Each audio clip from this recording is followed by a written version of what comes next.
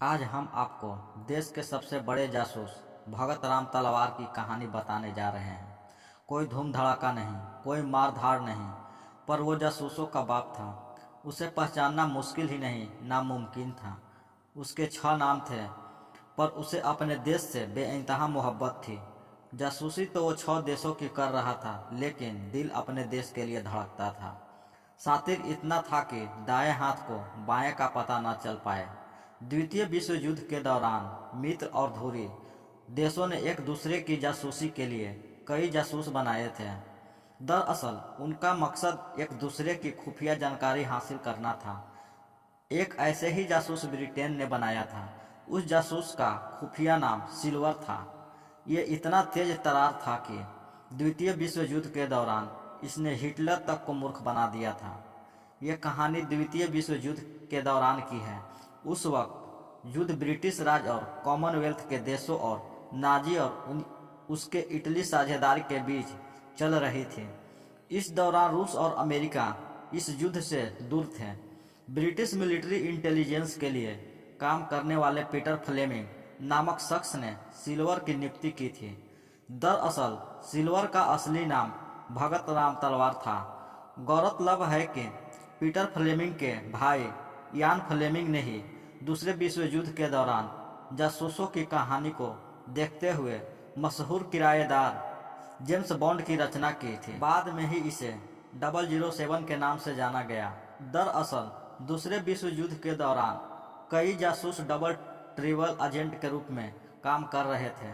मशहूर लेखक और पत्रकार मिहिर बोस ने अपनी किताब silver the spy who followed the Nazis ने रहमत खान उर्फ भगत राम तलवार के बारे में खुलासा किया था।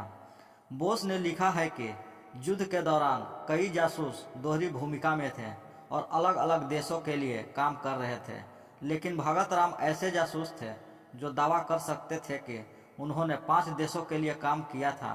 भगत राम ने सुभाष चंद्र बोस को पहुंचाया था बर्लिन। फरवरी 22, 1941 की बात है। एक क्लीन शेव शख्स काबुल में इटली दूतावास तक पहुंचता और वहां दरवाजा पर खड़े गार्ड से कहता है वह एक खानसामा है और उसे राजदूत के लिए काम करने को भेजा गया है। दरअसल भगत राम को बोस को भारत से भगाने की जिम्मेदारी सौंपी गई थी और वह उसी को अंजाम देने के लिए लग गए थे। वेशभूषा से वह शख्स एकदम अफगान लग रहा था, तो गार्डों को कोई शक भी नहीं हुआ। उसे अंदर जाने दिया गया। राजदूत उसे देखकर खुश तो नहीं हुआ, लेकिन उससे पूछा कि उसे किसने भेजा है। उस शख्स ने बताया कि उसे अफगान में एक जर्मन कंपनी सीमंस के हेड हेर थॉमस ने भेजा है। इस पर राजदूत ने पूछा किस लिए। तब भगत राम ने कहा कि मुझे नहीं पता, मुझे बस आपको देखने के लिए भेजा गया है। इस जवाब के बाद इटली के राजदूत समझ गए कि ये कोई आम अफगान नहीं है। इसके बाद राजदूत ने वहां बैठे लोगों को जाने के लिए कहा और कहा कि मेरा नाम पीटर क्यूरिनी है और मैं इटली का राजदूत हूँ। जब शख्स ने राजदूत को बताया कि उनका नाम रहमत खान है, वह न तो कोई रसोइया है न अफगान है, बल्कि वह एक भारतीय है और वह सुभाष चंद्र बोस को काबुल लाना चाह रहे हैं, वह इसके लिए इटली की मदद चाह रहे थे। इसके बाद बोस रहमत खान की मदद से भारत से भगाकर काबुल पहुंच गए। करीब 1 महीने काबुल की सड़कों की खाक छानने के बाद इटली के राजदूत की मदद से अफगानिस्तान से निकलकर जर्मनी पहुंच गए। खैर ये तो बात हुई बोस के जर्मनी पहुंचने की, लेकिन उस जासूस का क्या हुआ जिसने हिटलर तक को बेवकूफ़ बना दिया, इसे आगे जानिए। दरअसल क्यूरिनी से मीटिंग के बाद तलवार बहुत मशहूर हो गए थे और दूसरे विश्व युद्ध के दौरान सबसे महंगे जासूसों में शुमार हो गए थे। 1945 तक उन्होंने इटली, जर्मनी, रूस, जापान और ब्रिटेन के लिए जासूसी की थी, लेकिन असल में वह कट्टर भारतीय थे। देश के कम्युनिस्ट पार्टी के प्रति वफादार थे। कुछ महीनों तक इटली के लिए काम करने के बाद भगत को जर्मनी भेजा गया। नाजियों ने उन्हें जासूसी की ट्रेनिंग देकर फिर से काबुल भेज दिया था।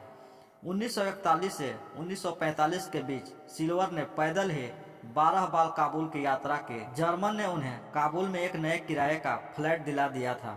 उन्हें करीब 2.5 मिलियन भी दिए, जिसका इस्तेमाल भगत ने पैसों की तंगी से जूझ रहे कम्युनिस्ट पार्टी ऑफ इंडिया की मदद के लिए किए, लेकिन दिल से कम्युनिस्ट सिल्वर यानी भगत की इच्छा नाजियों और इटली की मदद की कतई नहीं थी। तो उन्होंने हिटलर और इटली की झूठी जानकारी देनी शुरू कर दी।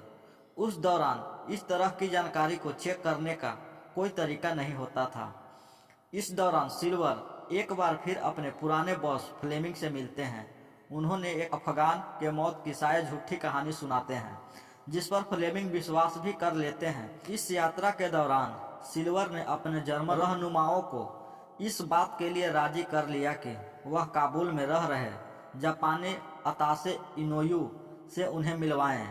जापानी अताशे ने भी क्यूरिनी की तरह ही भगत के झूठ को सच मान लिया। इस दौरान जापान भारत पर आक्रमण की योजना बना रहा था। इसी दौरान फ्लेमिंग ने सिल्वर को डबल एजेंट बनाने के लिए राजी कर लिया था। द्वितीय विश्व युद्ध के समाप्ति के बाद सिल्वर गायब हो गए। इसके बाद 1947 में भारत भी आज़ाद हो गया। देश के बंटवारे के दौरान सिल्वर को ये अंदाजा था कि वह पाकिस्तान में एक हिंदू बनकर नहीं रह सकते, इसलिए वह भारत आ गए।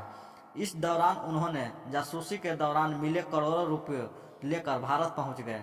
सिल्वर उर्फ भगत का 75 साल की उम्र में 1983 में निधन हो गया था।